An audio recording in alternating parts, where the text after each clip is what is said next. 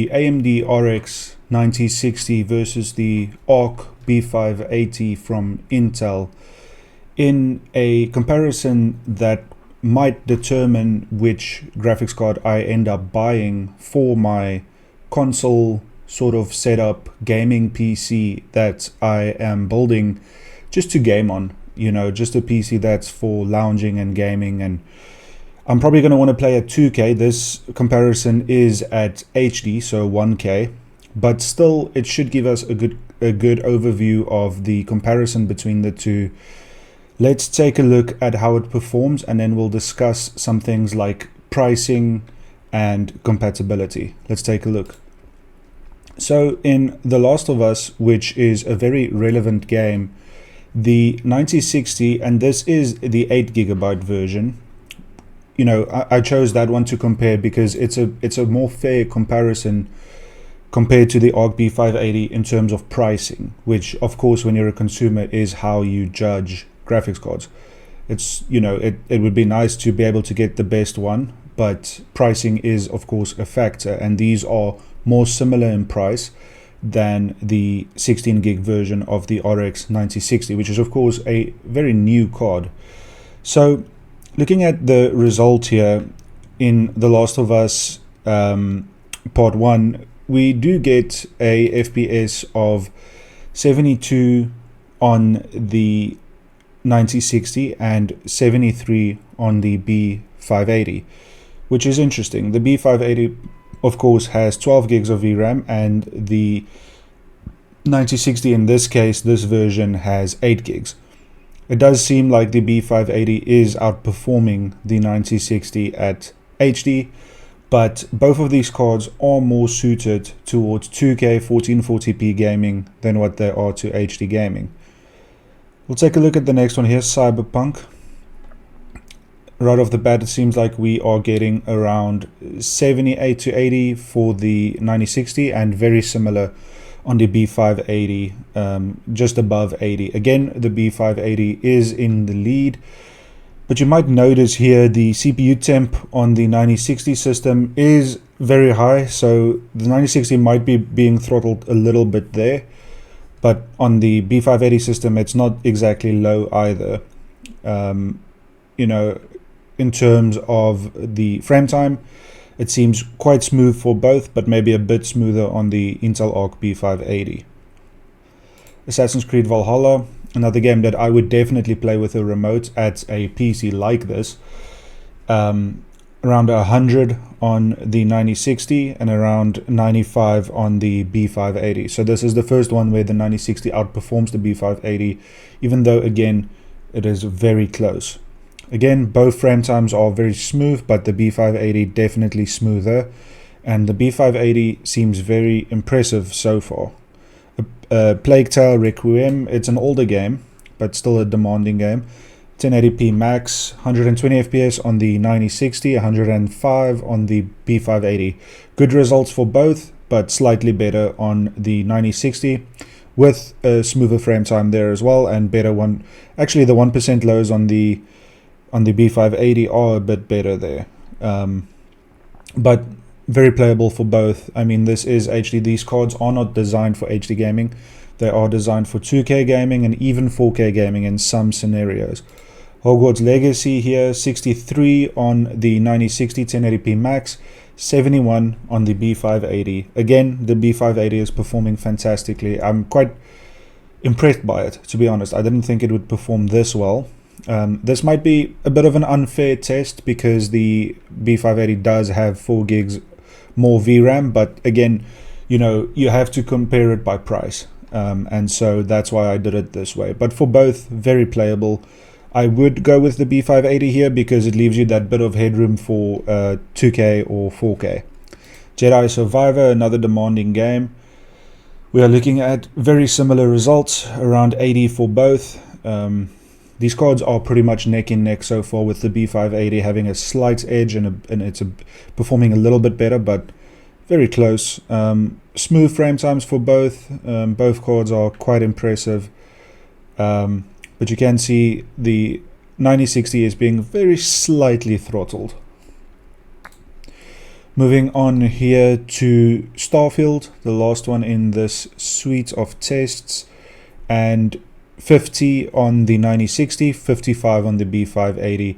The B580 again showing its value and slightly outperforming the 9060 there. But again, you'll see there a very slight bottleneck on the 9060. So I think it's fair to say that they're pretty much neck and neck. And so when you consider that, you have to consider that the B580 is slightly cheaper and has 4 gigs more VRAM. So that's very interesting. But then you also have to consider not all games like Intel. Some games, even now with the improved drivers, some games still prefer AMD and Nvidia cards, and it will probably be that way for a while. Intel have been good about updating their drivers. Hopefully that continues. But you know, from a pure driver perspective, you have to give the edge to AMD and Nvidia. But from a performance perspective, in this case, the B580 is really holding its own here. So talking about pricing, the 9060 in South Africa retails for around, if you can find a good price on it, you'll find it for around 6,500 Rand, which is around $400, more or less. I might be a bit off there. Let's do the calculation quick. Let me get out the calculator here. 6,000 Rand. It's about 17. So it's about $350 for the between $350 and $380 for the RX9060. For the B580, and these are new prices, of course. So for the B580, it's around $320, which is cheaper, of course. It's about $30 cheaper on average, and it's in these scenarios, it's a better card. If we look at second-hand pricing, the B580, you can find one for around 4,500 Rand, which is $260. Not bad, and it's, you know, it's still going to be in warranty because it is a new card, relatively speaking. The 9060, I've seen one for 5,000 Rand, so around $290. So, you know, it's about 15 to 25% more expensive for the 9060, but you know, performance-wise, they are pretty much neck and neck. So, and with the B580, you do get more VRAM. I guess this one comes down to what you prefer. Do you want more VRAM or do you want more stable drivers? Of course, Intel is working on their driver stability, and it is a lot better than what it was. So this one just comes down to what you prefer. The 9060 probably is going to be supported for longer as well. AMD are very good about support. It has more technologies in terms of upscaling and stuff, but upscaling is not bad in this day and age. So, you know, it's a close one for me. I'm leaning towards Arc. That is the one that I've sort of considered for the most part, because I can buy it new and still be within budget. That's precisely the budget, 5,500 Rand. And you can buy one new. It's not going to be the most amazing SKU of card. It's going to be like Maxon or something like that. But it is a new card. It does have warranty. You can spend slightly more and get a slightly better one, like an MSI or something like that.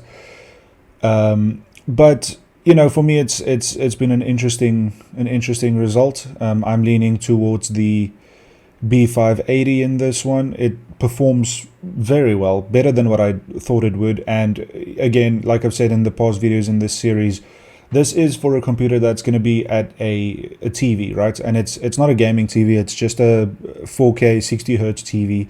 So what you want to do is you just want to enable VSync, you know, get like a decent HDMI cable, enable VSync, and just enjoy 60 FPS lag-free, stutter-free, smooth frame times, no screen tearing.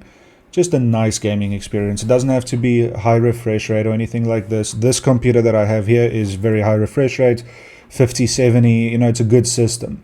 But for that system, doesn't have to have any of that. It just needs to be a smooth and fun console equivalent gaming experience. It's going to be better than console equivalent because graphics cards have outweighed consoles in recent times. except if I go for like a 3060 or something. But value-wise, the B580 really holds its own. So I'm looking towards the B580. I think that is probably going to be what I choose, but I still have some comparisons to do. Yeah, I think it's a great value. What do you think about it? Do you think this test is unfair? Like I said, it's based on price. Another card that I can compare to the B580 would be something like a 50-50, comparing price-wise. The B580, of course, does have ray tracing support. Not the best, but decent ray tracing support. I'm not that bothered about it, but there are some games that need it, right? So you do want to have it. So maybe I might do the B580 versus 50-50 next, and we'll set up sort of like a tier system of which cards I prefer. But for this one, I've been impressed. What are your thoughts? What are your opinions on it?